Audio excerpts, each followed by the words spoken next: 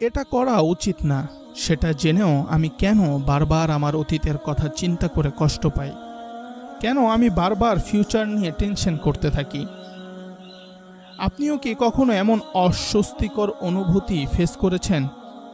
কেন আপনার মনে সারাক্ষণ একের পর এক চিন্তা ঘুরপাক খেতে থাকে? অতীতে করা কোনো ভুল নিয়ে ভাবেন আর আফসোস করতে থাকেন, কেন আমি তখন অমুক কাজটা করেছিলাম, কেন এমনটা হলো? কখনো বা আপনি ভবিষ্যতের চিন্তায় উদ্বিগ্ন থাকেন, কি হবে, এমনটা কেন হলো, ইত্যাদি আরও কত কি। এটা মানুষের সহজাত স্বভাব, কিন্তু বিষয়টা খুব স্বাভাবিক হলেও আমরা কিন্তু এর জন্যে অনেক বড় বড় ক্ষতির সম্মুখীন হচ্ছি। এর মধ্যে প্রধান সমস্যা হলো আমরা এর কারণে বর্তমান মুহূর্তটাকে উপভোগ করতে পারছি না। আমরা সারাক্ষণ অবিরামভাবে অতীত কিংবা ভবিষ্যৎ নিয়ে ভাবতে থাকি, ফলে বিভিন্ন নেগেটিভ থটস আমাদের মনে বাসা বাঁধছে, যার কারণে আমরা বর্তমানকালে শান্তির উপলব্ধিটা হারিয়ে ফেলেছি। কিভাবে বর্তমান মুহূর্তে বাঁচতে হয় এবং অতীত ও ভবিষ্যতের চিন্তা থেকে মুক্ত থাকা যায় সে ব্যাপারে আপনি অনেক থিওরি খুঁজে পাবেন। তবে আজকে আমরা ইসলামের দৃষ্টিভঙ্গি থেকে এ ব্যাপারে জানতে চেষ্টা করব। প্রিয় ভাই, অতীতের বিষয়টা শেষ হয়ে গেছে। দুঃখ অতীতের ক্ষতিপূরণ দিতে পারবে না, বিষণ্ণতা সেগুলোকে সংশোধন করতে পারবে না, আর হতাশা কখনো অতীতকে পুনর্জীবন দান করতে পারবে না। কেননা অতীত চিরকাল অতীত। আপনি যখন সকালবেলা জেগে উঠবেন তখন সন্ধ্যাকে প্রত্যক্ষ করার আশা করবেন না, বরং এমনভাবে জীবনযাপন করুন যেন আজকেই আপনার শেষ সকাল। গতকাল ভালোই আর মন্দে কেটে গেছে, আর আগামীকাল তো এখনো আসেইনি। আপনার জীবনকাল মাত্র একদিন। আপনি যেন আজই জন্মগ্রহণ করেছেন আর দিন শেষে মারা যাবেন। এ মনোভাব থাকলে আপনি অতীতের সকল দুশ্চিন্তা এবং ভবিষ্যতের সকল অনিশ্চিত আশার নেশায় ব্যস্ত হয়ে থাকবেন না।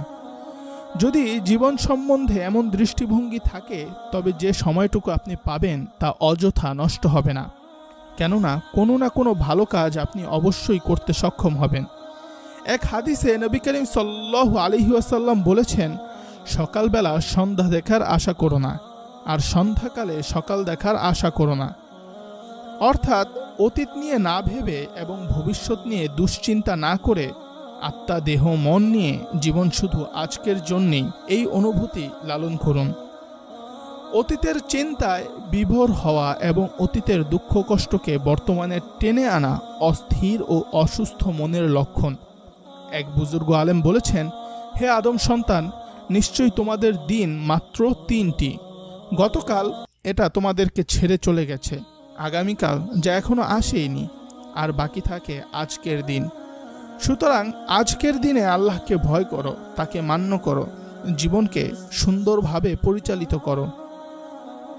আপনার রিজিক, আপনার স্ত্রী, আপনার সন্তানাদি, আপনার কাজ, আপনার গৃহ এবং আপনার জীবনযাপনের সমস্ত উপকরণের উপরে সন্তুষ্ট থাকুন।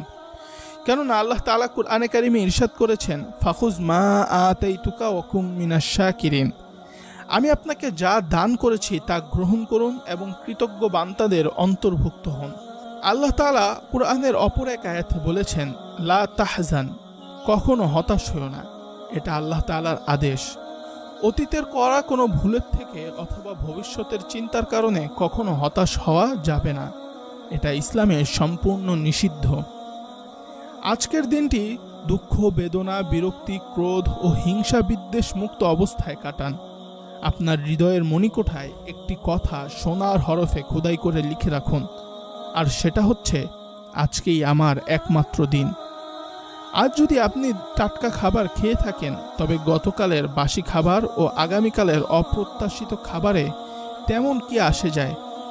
আপনার নিজের উপর যদি আপনার আস্থা থাকে এবং আপনার যদি একটা দৃঢ়, বলিষ্ঠ, অনড় ও স্থির সংকল্প থেকে থাকে তবে আপনি নিজেই সন্দেহাতীতভাবে পরবর্তী কথাটির উপর দৃঢ় প্রত্যয় উৎপাদন করতে পারবেন।